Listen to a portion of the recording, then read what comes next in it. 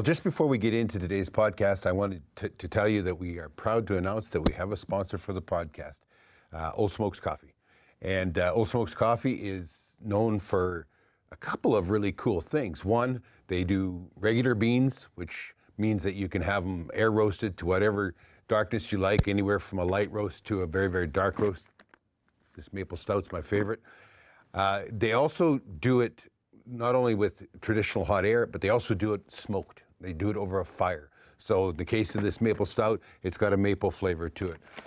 We've got some blazing apple done with apple wood, blazing cherry that's done with cherry wood. They have everything from light to medium light to dark to extra dark, and smoked and non-smoked. How they're sponsoring us is through a promo code. So you go to olesmokes.com, so that's O-L-E, smokescoffee.com. That's www.olesmokescoffee.com. And you enter the promo code Trapping Inc. That should be pretty easy. All one word, Trapping Inc. Promo code will get you 10% off at their online store. Now let's get on over to the podcast and get some laughs in.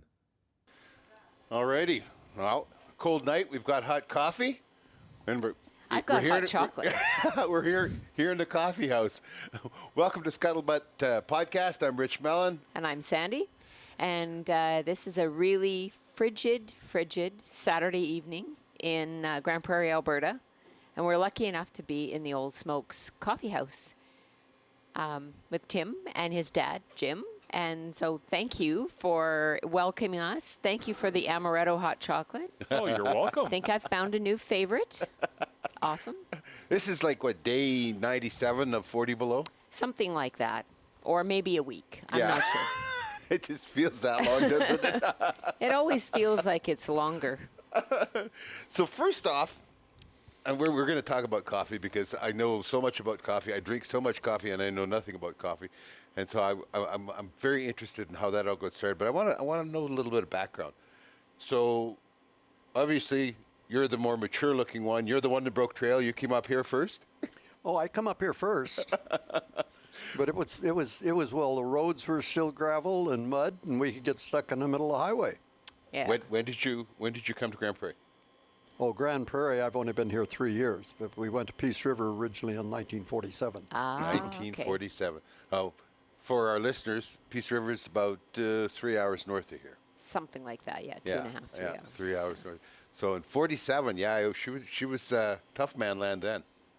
Well, I was 10 years old, and I got my first moose when I was about 12. Yeah. Feed the family kind of stuff. Well, it's interesting because when I got my first moose, we went back to California in the winter. I went to high school, and they had never seen one. No kidding. Yeah. So I had a not good, too surprising. So the newspaper took pictures of the moose and everything. The so it was great. newspaper. Pardon? The newspaper. The newspaper. Oh, that is so cool. That's awesome. awesome. That's where you're from, California? Yes. How in God's green earth did you end up here from California? We came with a truck. They had wheels on. I asked for that one. They had wheels and everything back then. Yeah. My family was beekeepers. Oh, how interesting. We ran bees in Peace River from Valley View to Peace River. And of course, this is the center of honey production in the world. Well, at that time it was. Okay. At that time, this country had all clover because we rotated crops. Right. We didn't have all the fertilizers and all this other stuff. And the farms were small, so we'd grow wheat, and then we'd plant alfalfa. It'd be the nurse crop for alfalfa. Right. And so alfalfa and clover was the main crops. Right, right. And that was until the canola or rape came in, and at that time it started changing very fast.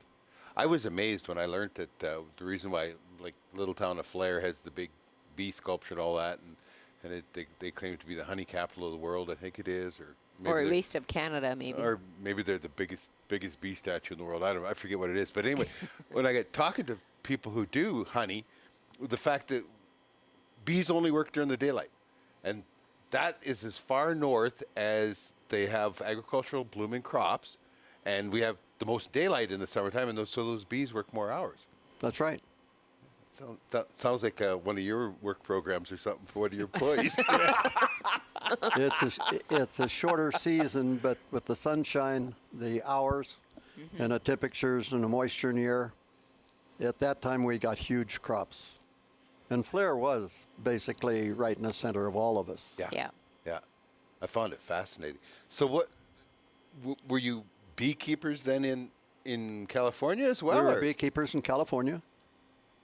Okay. And so when we were beekeepers in California, we sold package bees to the Canadians and people up here. Uh-huh. And a friend of ours, Raymond Woods from Lakeview, Oregon, was in Peace River.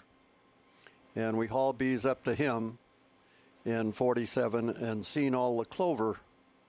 And when we saw that, my brother was a junior in high school, Right. and he stayed. And we started out with 150 hives and grew to 3,000. Wow. Holy. Yeah.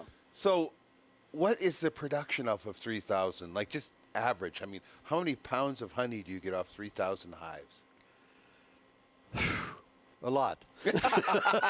Has it No, changed? So has technology changed now where you would get more or less I per don't know hive? if technology's changed so much, but what it was at that time, because there was so much clover, and it was a virgin area as far as clearing land and everything. Right. We had years that we had 300 pounds per hive.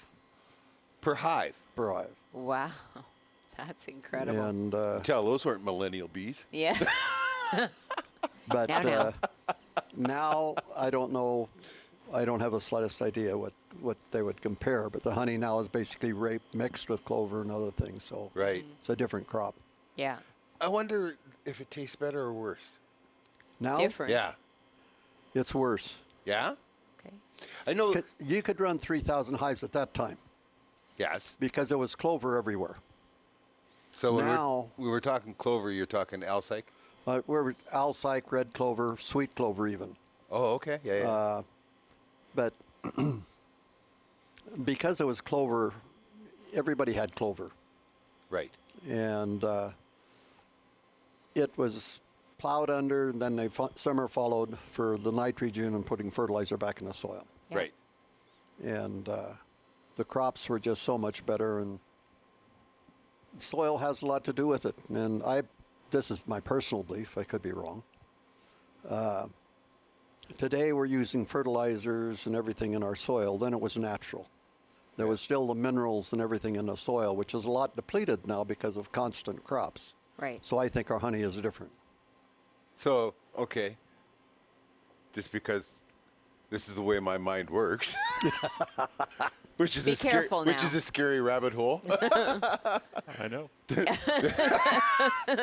That many pounds, 300 pounds of honey from a hive. How many pounds of beeswax? Pardon? How many pounds of beeswax would that amount to? Oh, heck, we didn't. You just threw it away, right? It had no value? No, we didn't throw it away. The cappings we melted, but you don't melt the beeswax. We had extractors that were about 8 to 10 foot around. We put the whole supers in, and we had 3 of them in a row in our warehouse in Nampa, really. And so wax, we probably sold a couple thousand pounds, 2,000 or 3,000 pounds a year. Wow. But that was all. I mean, very little, because the cappings they're just slight amounts of cappings per Right. Right. frame. Okay. So then, so you came up here and you said 10, right? Yeah. When you first came up, and then you would go back down to We California in the wintered in winter. California and Right. summered in Canada. Not a bad life. It was a good life. Especially after you've been enduring this cold now, all these years later. I didn't know what this was like at that time. Oh, well, lucky for you. It's a good thing you got to check this off your bucket list before before you were done. He's not sure. No, I know. There's lots of people who could pass on that. Yeah. So did you eventually live up here full time, or? Oh, yeah. Yeah. But that's a whole other story. I wouldn't want to get into that whole thing. But Oh, okay. in 1961, I met my wife in college and got married, and we came back. Oh, okay. We went to school in California. Right. And my family stayed up here. We had the bee business, so We came back, and then she did not like Canada. She was born on a ranch in California. Uh-huh. And consequently, she didn't want to live in Canada. And so we went back to the States and went to school again, back to university. Okay. And then I worked for General Motors for a while. And in 1965, I said, we're going back to Canada. Oh, okay. And by since- then there was children? Nope. No? No. With that, all our two oldest boys were born in Peace River. Okay. And Tim was born in Abbotsford. But the problem with having children, see, up here at that time, you could always tell when it was a cold winter. Yeah. It's a whole crop of kids that were born later. Anywhere from July on, kids started popping up. It's like the little town where the train comes through at 5 in the morning. Yeah. You can't go back to sleep, but it's too early to get up.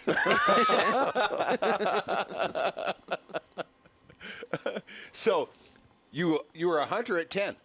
Pardon? You were a hunter at 10? At 10 12. years old? 12. Yes, I 12? was actually hunting at 10. We hunted in California, too, because I was raised in the country. Right. Every kid had a 22 when you were old enough to handle one. Oh, yeah. I was raised that way. Yeah, Yeah. exactly. And we hunted and fished. We had a stream about the size of this shop running right beside our house from the time I was 8 years old. I was fishing all day long when I wasn't in school or something else. Right. And sometimes when you were supposed to be in school, you were fishing. Before school, I was fishing. After school, I was fishing. There was a surprising thing when you think of that time. Because that stream had salmon. There were springs or Chinook. You could almost walk across the stream on their back. There were so many of them. Wow. Wow, yeah. And so, because they were so thick, we put a big hook on and a weight below it, and we started snagging salmon. And that was good. We could catch a lot of salmon that way. And kids are sportsmen at that point. Yeah, I mean, we weren't too much of environmentalists. No. That came later. Yeah, exactly. That's the best part about growing up is learning along the way, right? I thought maybe that you took up hunting later in life when you had to feed Tim and his brothers, It's like self-defense, right? No, we used to hunt. We lived where we lived is in the Sacramento Valley in the foothills. And all of us, all the boys, because we were all farmers, you didn't go to town. I mean, town was quite a ways away. And it wasn't like here where you go to town every day. I mean, if you went to town, that was It was a big deal. a major trip. Yeah. Yeah. So we lived in the foothills and hunted all the time. I mean, it was just What a beautiful the thing life. to do. It was. Yeah. I'm sorry for the kids today that they don't have that type of opportunity. Yeah. I don't, and I don't know. All I know anything about California is what you read on the internet, right? I was going to say newspapers, but that would have dated me, right? So it's what I read on the internet, and it seems like a foreign world, man. It is. But it is now. It wasn't then. No, Yeah. that. You see, we live in generational compartments. Ooh, I like this term. But in my generation, I'm 82 years old. In my generation down there, it was different because we all worked. Every kid worked. I got paid when I was 14 years old the same amount of money as you would get as an adult working in the orchards, irrigating, knocking almonds, picking fruit, all these. All of us worked, every kid. Yeah. And when we weren't working, we were playing. We had no TV. Yeah. Right. Matter of fact, we didn't even have a telephone. And in California, we still had an outdoor toilet when I was 10. Yeah. So today, young people don't understand what we lived at that time, and it was the greatest life. It was. I look at things today, and some of the stuff that they want to teach kids in elementary school and that kind of stuff, and I think that's horrific. Those children don't need to learn that at this point. When I was that age, we there was nothing more important than whether or not the back tire on your bike was flat, and or where you were going fishing, or you were just busy. Oh, and, yeah. And if you were in town, I mean, when we were out in the bush camping and that, or vacationing in the bush, it was a different story. But if you're in town, when the streetlights came on, you had only 5 minutes to be home. That was it. But nobody worried. Your parents weren't out chasing around wondering where you were. You didn't have to have a phone on you to be checking in all the time. It was such a different life. Today, people have been charged for having their kids walk to school on their own. You know, that's child abandonment.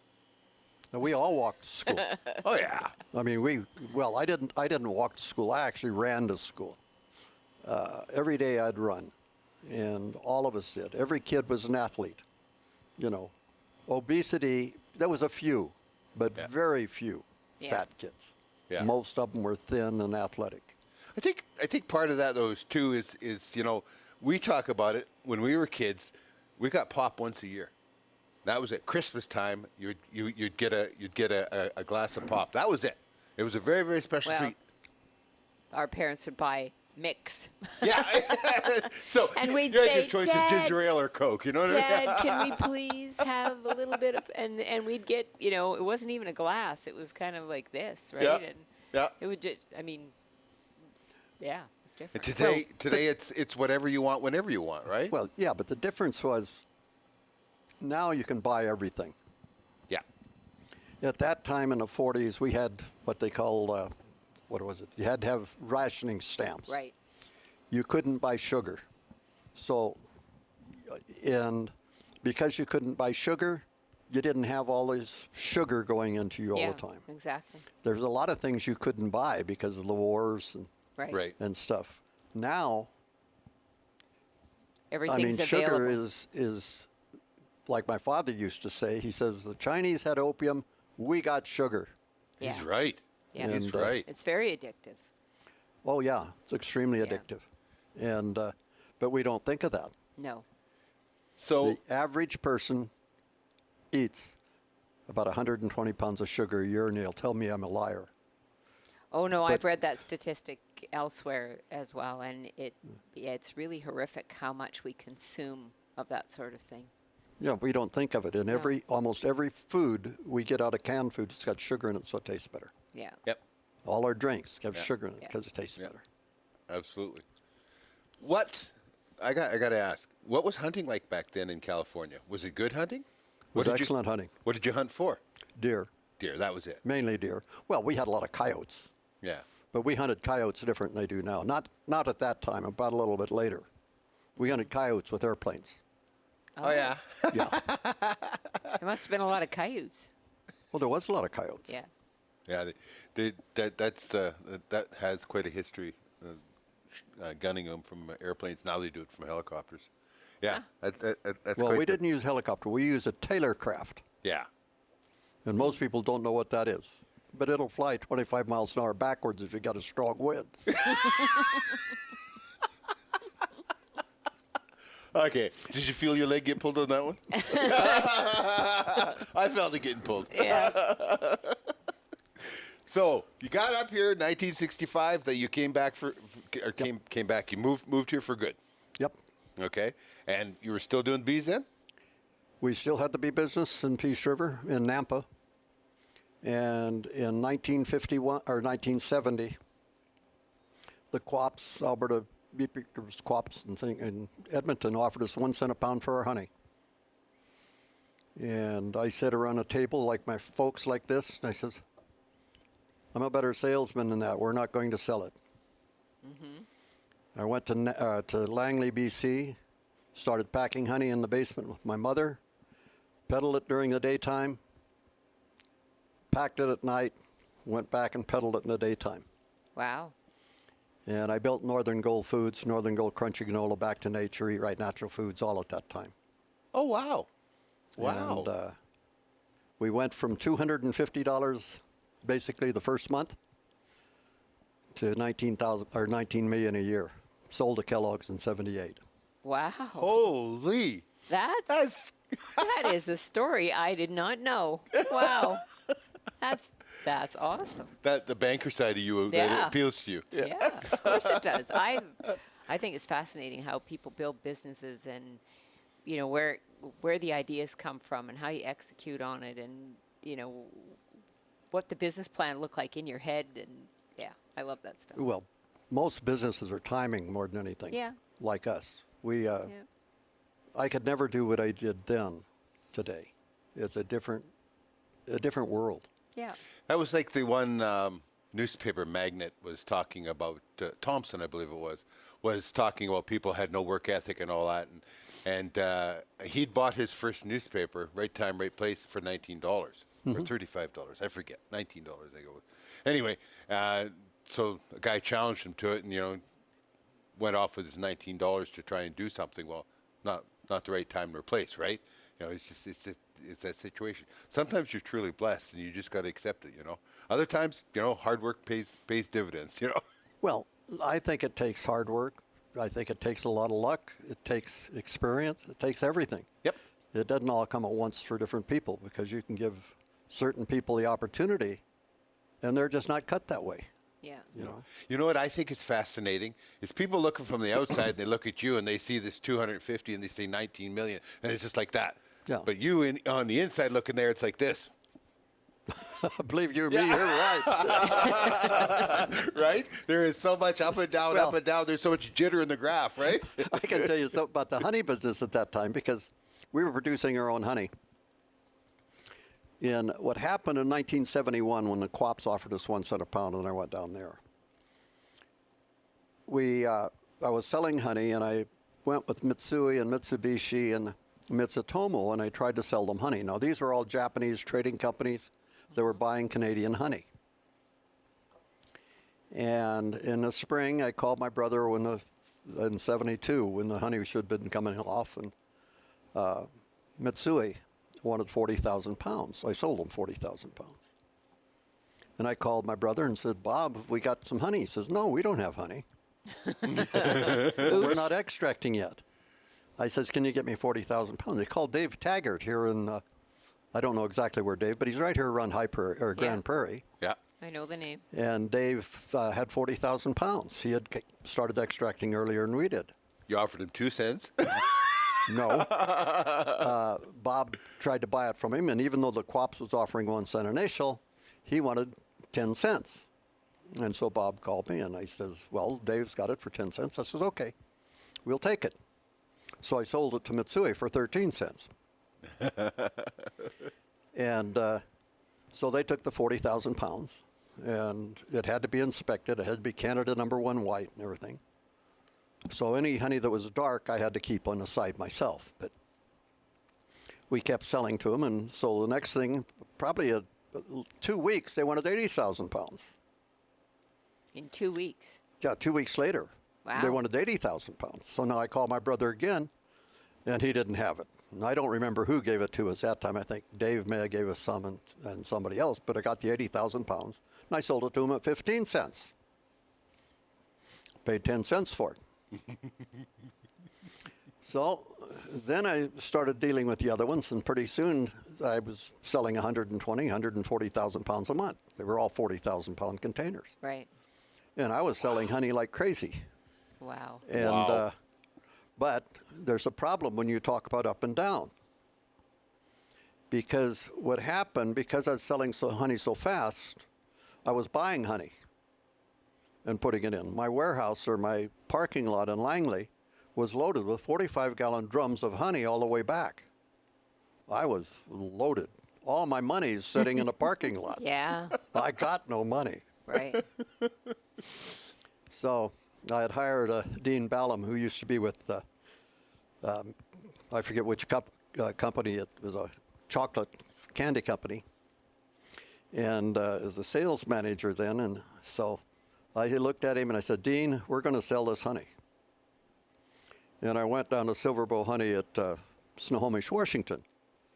And I walked in, and I did know Howard Graff. I'd become the president of the Alberta Beekeepers Association in between. And I'd met Howard, and I sat down with Howard, and I said, Howard, I got 500,000 pounds of honey to sell. He said, barrels included? And I said, yeah. He says, how much you want for it? I said, 25 cents. Now, I knew I'd overprice this stuff. Yeah. I was waiting for him to come back. He got out his calculator, and he sits there and starts doing some calculations. So I give it 23 and a half. Sold. Wow. And so that's really how we got started in the honey business, or the packing business and granola business too. Wow. That's So about this time then, Nope. Tim come along? He come along in 71. Yeah. Okay. But he was thought of and started in Nampa. Oh. You got some roots back here, boy. all right. That's why I came back to Alberta. He came home. Yeah. So then moving on to you and your career then. You grew up in Langley Well, area? until I was about 9, and in Okay. 1980 we moved to Oklahoma. Yep, for a while. Oh, wow. And what was in Oklahoma? Exactly. Yeah. The oil business. Dad went down there, had a few rigs, and When I sold out to Kellogg's, Yeah. I had drilled an oil well in Oklahoma that came in real big, and I figured, okay, I was paying for itself every 60 to 90 days, and it was a fairly deep well, and I figured, gee whiz, we'll keep doing this. So took the kids down there, bought 3 oil drilling rigs, and lost our shirt. So when is this? What was What it? year? What year? 1981? 1981. 81. Yeah. What did it cost to drill a well then? Actually, a Wilcox well in Pottawatomie County of Oklahoma, that well cost me, I think it was $210,000. You want to take a guess at what a well costs today? I'm not about to guess. You know? No. $21 million. My wife told me if I ever drilled another oil well, she'd leave me. No, we have of course this is Grand Prairie in the middle of oil country in the world, and we have a lot of friends in it. And Dice is just average, you know. We were flying in somebody's private plane. And I says, you know, what would that well down there cost? He says, by the time they connect it to a pipeline, $21 million. Crazy. It's a lot of money. A lot of risk out there, hey? Yep. Well, our dry hole costs on a 3,000, 4,000 foot well run between 90 and 110,000. Yeah. And that was back in 1981? 81 to 84. Yeah, 81 to 84. So then you lived in Oklahoma from 81 to 84? yep. Okay. So then you were 9 when you left? Or Correct. 9 when you went there? 9 when we went there, 1980, Yeah. About 9. Okay. after Mount St. Helens blew up. Oh, yeah. Oh. I forgot about that. Yep. Was it traumatic or? Well, actually, when it blew up, my mom thought the water furnace was going off in the house and chases all the house in our underwear. We could actually hear the explosion in Langley, BC from Mount St. Helens. I can imagine. It's not that far, really, as the crow flies, right? No. So, No. Yeah. But There was and a- something that enormous. Well, like half a mountain disappeared. Yeah, Was exactly. ejected out across the planet. Exactly. Amazing.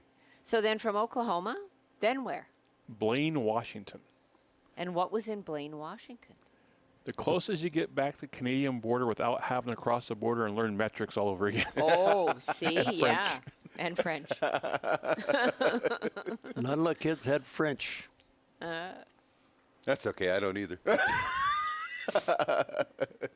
So eventually, then you rubbed up against coffee somewhere. Like, where did this coffee thing start?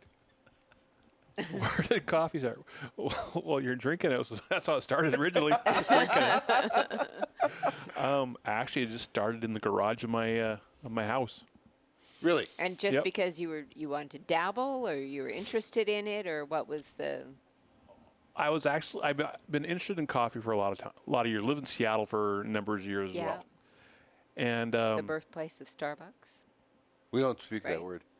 I'm sorry. I'm sorry, we're the anti-yuppie coffee. Oh, well, you are. But just interesting that it was. Did in you notice the Seattle. guy on the logo's having a smoke? Yeah. I did. Yeah, that's frowned upon. Betting it's not players either. No, I was actually out at some trade shows repping a competitor's brand. Okay. And somebody one day walked up to me and I was at a hemp show. They says, "Is this hemp infused?" And I went, "No, but it could be." You've planted a seed. Yep. So then Yeah. we were trying to figure out how to infuse hemp with our coffee, Yeah. and we came up with a smoke roasting process. So explain this to me, so just so I got this straight. What's infusing? We're actually infusing the wood smoke in with the coffee through the roasting process. Okay, and so in this case, the wood would be hemp. Yep. Okay, and that adds a flavor. Yep. Just like you're sipping whiskey, your maple stout, each wood, like you're almost like you're smoking meat. You know, you get that smoke absorbed into the bean. You can tell the difference of whether it's mesquite or hickory or whatever. Yes. Yep. Okay. So we figured out we worked on it. And finally came out with a way where we can actually smoke roast. Because you think about before we had electricity and gas, how would you roast your coffee? Over a fire, yeah. With wood, right? Exactly, yeah. Well, we're just bringing what was old and making it new again. Exactly. Okay. Innovative, very. I know that there is basically one. I think you explained this to me, that there are two kinds of coffee that are popular in the world, and Arabica is one of them. And what is the other bean? Oh, there's the Arabica bean and the why am I having a brain fart? Arabica and I can't even think of the other one. But the most popular is Arabica. Is the Arabica, and it's grown all over the world. Yep. So whether it's Kenya or Papua New Guinea or Colombia or whatever, it's still the Arabica bean, right? Yep. Okay. And of course, whatever it grows in makes a big difference in the flavor. And the elevation, the humidity, the soil, everything around that bean. Because as a cherry, it's almost like a cherry is rotting around the seed, which is your coffee bean. Yeah. It absolutely absorbs those odors and flavors and stuff into the bean. We were Guatemala. in Guatemala, and where we were, the actual resort that we were fishing out of, you could look up and there was mountains all around us. We didn't know it at the time until we started asking questions, but there were 26 active volcanoes that we could see. And during the day, all you'd see was this mountain, and it looked like this little cloud that hung on the top of it. Well, that was actually smoke. We didn't know it, right? But at night, then all of a sudden, it's like, I said, that mountain's on fire. Look at that. You know, it's glowing up there. And then every now and then, some of the a fissure would open. And you'd see a trickle come down the mountain. They would take you up on donkeys. You know, I mean, it's Guatemala, right? So if you want to go see the hot rock scene, they take us up on a donkey to go look at this volcano that's constantly going on. But once you got, what was it, 4,000 feet? I don't remember.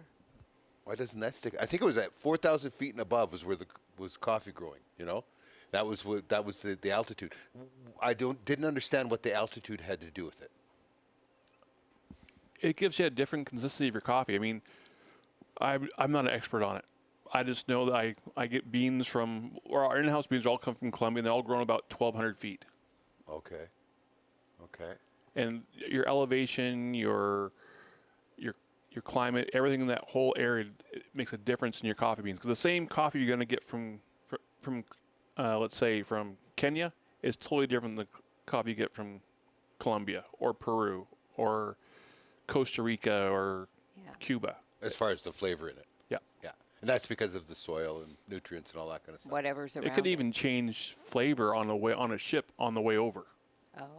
Well, it's amazing. Like we spent some time with some friends in Penticton during the summer, and the Okanagan Valley now has like 9,000 wineries. Vineyards. Well, it's 125 or something, but it seems like you can't turn around without stumbling over another vineyard. But they were complaining because there was so much smoke there this year that it was going to affect the taste of the wine. And I was like, really? I mean, I'm not a big wine drinker now, but I guess a couple of years ago when it was bad, it really affected the taste of the wine as well because of all that smoke. So it's amazing how little of influence it takes to change something like that. So you've got, I forget, 16 different types of beans here? 7. Well, why am I looking at 16 over there? Well, you're looking at 14. Oh, okay. That's not 7. The reason being is that they're the same ones stacked on top of each other. Oh, okay. Because we go through so much Peru, it's so hard to change out. You know, halfway the day, just go and bring in a new batch of Peru in. So we just once one bin's finished, we just move it down. Okay. Oh, okay. And that's a neat thing. Those are raw beans. Correct. And you you take and roast them right here on the while a customer standing waiting. You roast them. I was fascinated by the roasting process, and you said a lot of people, I believe you said that you started yourself roasting it in a hot air popcorn maker. Yep, I did, and I made the mistake of trying to roast coffee in my oven. Oh, Oh, what happens when you do that? Your house smells. It'll start smoking, and Oh, that smoke good. fills the house, and I got in trouble from a few people. I got in trouble. I think my dad remembers that one. I can imagine. So, what like a hot air popcorn maker just doesn't get hot enough. Right, and it's not consistent enough. Okay. You need to keep that consistency. So it's the temperature. What is the temperature that you roast at? Depends on what type of roast I'm doing. If I'm doing a light roast, it's going to crack at a lower rate, about 350 degrees. I'm doing a real dark roast, I'm going close to 600. Okay, explain crack. As the bean expands, it will pop because the beans it's Like popcorn. yeah, it's Yeah. like popcorn, but it actually expands, and so the first crack is where you get right to light roast, and you'll hear I call it a dud crack, so it's like a pop. Yeah. When you finally get to your second crack, which you're getting to your medium and dark roast on up, it'll actually make like a high pitch crack. So Okay. you actually hear the difference in the cracks okay. as your coffee as you're roasting it. Yeah. Yeah. Because we use an airbed roaster, so you can actually hear it as and watch it as you're roasting. Yeah. It was fascinating. And you said you start with a pound of beans, and by the time you roast them, you end up with about 12 ounces. Right, you lose about 25% because you're losing the water weight. Right. I was just astounded. So it's all based on at the time and temperature they crack. So like the first crack, it takes, I forget what you said, 8 minutes to get to the first crack for a light roast? Yeah, it depends on how fast I roast it as well. Oh, okay. So because I can gradually turn the heat up, or I can just hit heat right off the bat. Okay. And I like to ramp it up slowly. So it'll take about 8 minutes to 15 minutes towards the first crack. What's the advantage of ramping it up slowly? It just your different flavor comes out of the bean. Does it have is there a difference in how you infuse then too because of the time? That's a The different smoke roasting process. process is a total different process. Oh, okay. We're just talking about what they're doing here. Oh, all right. What they do in store. So once you get to the first crack, then you get it to the second crack, then it's by time after that how dark of roast it is. Correct. Okay. So like sipping whiskey is one of your most popular dark roasts. It is. And it's how many minutes past the first crack? That's a trade secret. Okay. That's like how many rhinos are on the property. Yeah. Nobody's going to talk about it. We're in South Africa and there's rhinos running around, and I ask, how many rhinos are here? Well, I was in trouble because they don't say. They don't say at all. Okay, so it's all on the amount of time until you get down to your ultra dark roasts and that, and you're actually getting closer and closer to actually burning, right? Correct. Okay. So now that's what you do here when you do your infusing, which you work with like apple wood and cherry wood and Hickory. maple, whiskey oak. We're doing another one with alder and maple. Well, another one with alder. We're always experimenting, trying to find which wood makes a better. How fun. Yeah. It's a constant experiment because Yeah. you could do a lot of sampling. I love coffee. That's the one. That's my deal all over the world. I don't drink. Coffee is the only thing that I drink, and I have drank coffee everywhere. Some places disappoint the heck out of you, like the Blue Mountain stuff in Jamaica. Disappointing, really disappointing. Well, again, it all comes down to how you roast that bean. Yeah. Yeah. I mean, the way that someone else might roast it is going to be totally different than I roast it. Yeah. And you're going to get two different flavor profiles just by the different roasting processes. Well, all I've ever had is the Blue Mountain that you buy in Jamaica, and that's all controlled by the government. Because they all have the same identical packaging and all that. It comes out of it's a government-controlled facility, so it's all done the same, right? It's not obviously all done right, Well, no, but also different elevations and stuff will actually produce different coffees, different flavors of coffee. So you may have got a batch that was from a different place than you would have got the next time. Yeah. Right. True. Could have been. Yeah. So then here you have another facility that's not in Grand Prairie that you do all of that.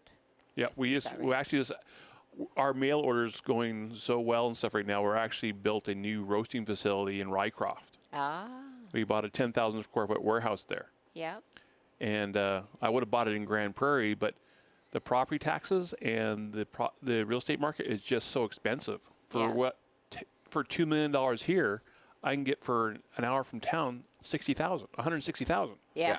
It doesn't make any sense. No, economically it doesn't. And the difference in property taxes is more than my gas that I'll save. Yeah, I know. I mean, but that's the problem with socialistic governments in municipality. That's a whole different story. And she's kicking me under the table not to go into it. So that's a rabbit hole we don't need to traverse.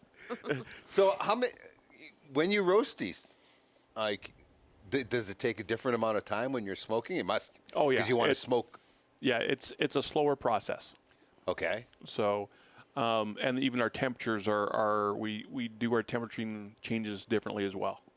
So it increases over time versus, a lot longer process. So that smoke is actually absorbed by the bean. Right. And it's amazing because I'm doing a series right now on smoke tanning moose hides. Mm-hmm. And that, just when they get down to the smoking part, is an art form. Like, how careful they are and what all they have to do so that it's all uniformly colored. And the color comes from the smoking. So there must be a lot of stirring or raking the beans around. I don't know. Rake? I don't know. What do you use? We turn our beans. Is it manual or do you have an automatic process? It is all done by person. Oh, okay. Ooh. So we micro roast. We don't do large batches where you put in a big vault and do it. You don't get the consistency. Right. We've tried it a lot of different ways, and we find that micro roasting is actually the best way to do it. Okay. So a micro roast, to some people that's a handful of beans. To others, it's like a 5 to 10 pound batch of coffee at a time. Oh, really? Okay. Yeah. That is very small. That's a lot of quality control. Yeah. And it is very specific in how we do it. And how many people do you employ out at your warehouse to do all that with you? One. Oh, you're looking at him.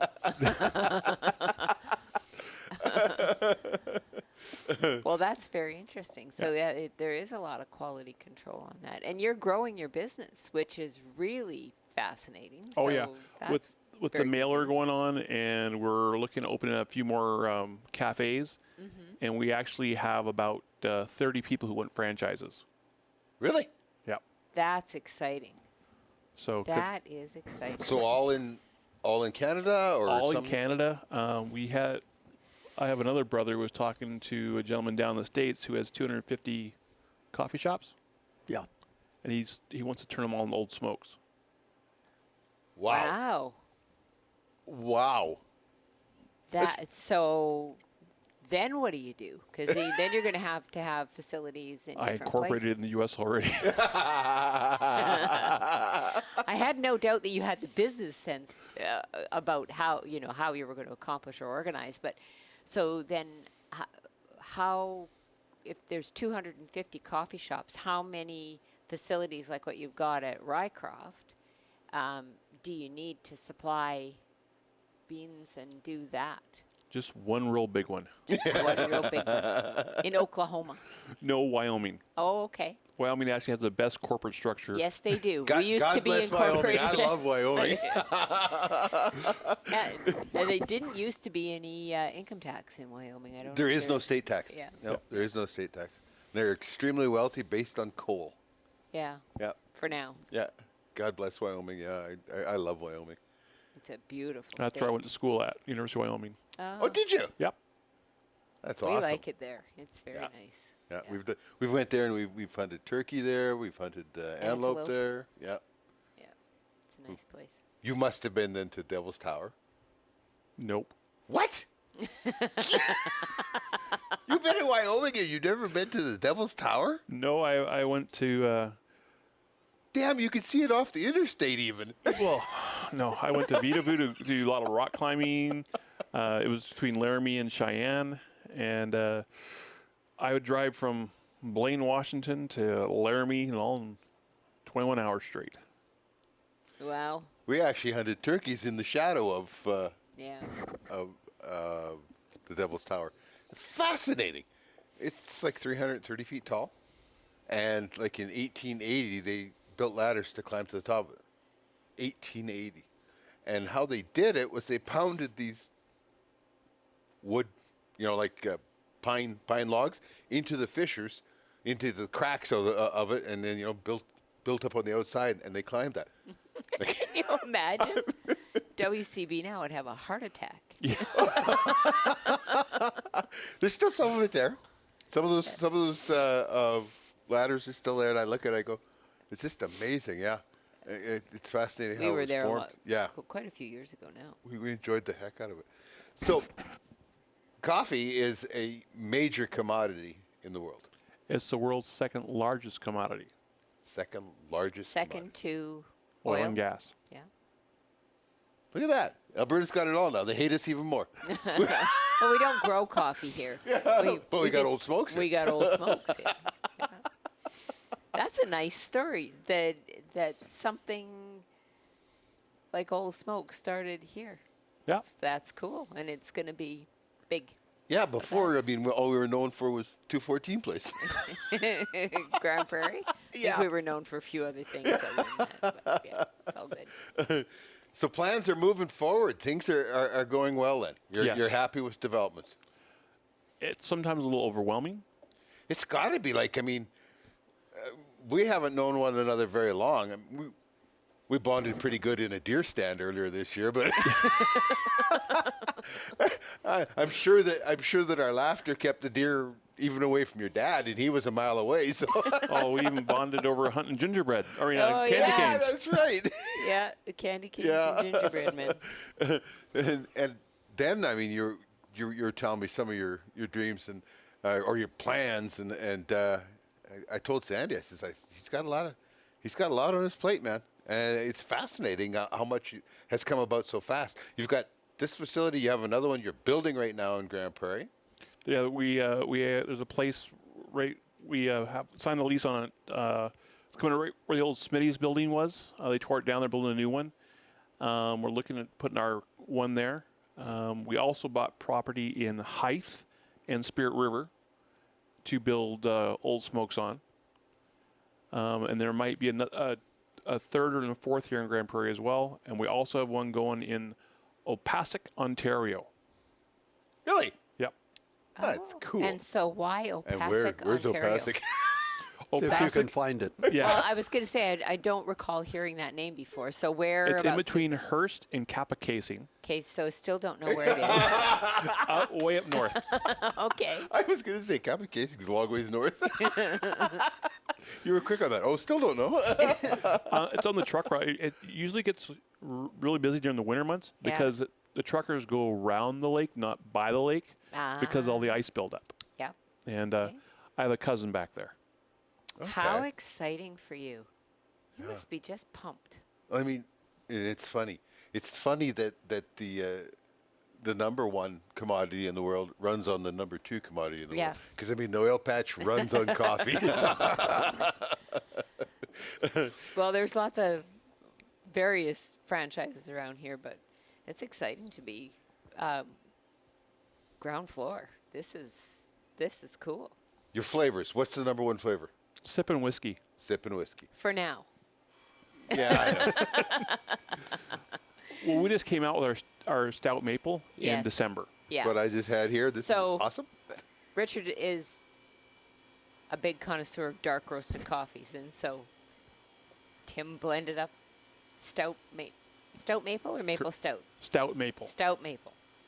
It's- And it is it's an exceptional coffee. We really enjoy it. Yeah.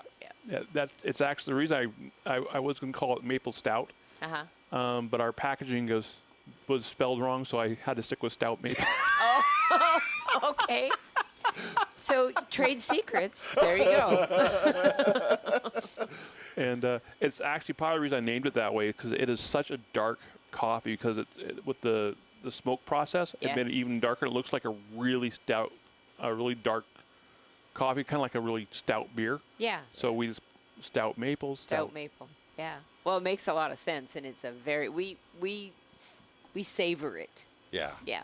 So We don't drink it every day. It's just like, ooh, it's that kind of a day. Do you want a stout maple? Oh yeah.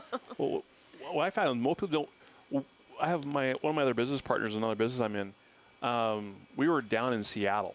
We were buying cameras for the company, and we went around asking these different coffee shops. So, do you got any smoked coffee? And they're going, what? Why would what you is do that? Why, What is why, that? why did you do that? Yeah. Why? Yeah. No. Why? They're probably Oh, yeah. asking, like, why would you ask that? Well, yeah, because we were trying to find Of course. smoked coffee, and nobody had it. Yeah. And we'd actually walk into a restaurant saying, do you guys have smoked coffee? What's that? Oh, I heard of this great place called Ole Smokes Coffee. You got to try it sometime. So Marketing. Yeah. Yeah. That's called shoe leather marketing. Yeah. sipping whiskey is made, then it's smoke infused, and that's with the Whiskey oak. whiskey oak. Now, why is it called whiskey oak? Because that type of oak it is. It's a whiskey. It's called whiskey oak. Okay. So But They that's make not not whiskey whiskey. barrels out of it. Yeah. Okay. Oh, Oh, okay. okay. Yeah. Oh, all right. That makes sense. Yeah. Okay, so yeah. Boy, I'm learning a lot about coffee tonight. Stuff I didn't know. Oh, it's very interesting. And your second most popular flavor? Smoking cherry. Smoking cherry. It's a medium roast. And it's smoked with Cherry wood. Cherry wood. Yeah. Yeah. I know we get a lot of requests, like what What do you what's a good recommend? what do you Yeah. recommend? And I ask if they're a light or medium or dark roast. I don't ask light because if they want to drink hot water, that's up to them. But but I ask if they're a medium or dark roast, and I tell them the number one medium is the smoking cherry, and the dark roast Well, your light roasts have more caffeine than your dark roasts. Yes. yeah. So the reason we call blazing apple our light roast blazing apple is because you get blazing from the caffeine. Ah, okay. I think if you need a light roast to get enough caffeine, you ain't doing it right. You just need to drink more. More stout maple. Exactly. Well, tell us then, if folks are interested, where can they find you? Where you have a website on? We do. It's olesmokescoffee.com, O-L-E, not O-L-D. Okay. So Ole Smokes and Coffee. So olesmokescoffee.com, and you can actually go in there and you can watch our commercials. Which and are we do very have a pile entertaining. of fun with Yeah, commercials. they're very We do entertaining. have a pile. Yeah. In fact, I'm getting ready to do my spring one. Oh, good. Good. I think we were doing one with Sandi too, aren't we? We were talking about it. More to come on that. Yeah. Gentlemen, it has been a pleasure. I'd like to thank you very much for taking the time to Sandi? sit here in the fine coffee shop Hi. Whoops.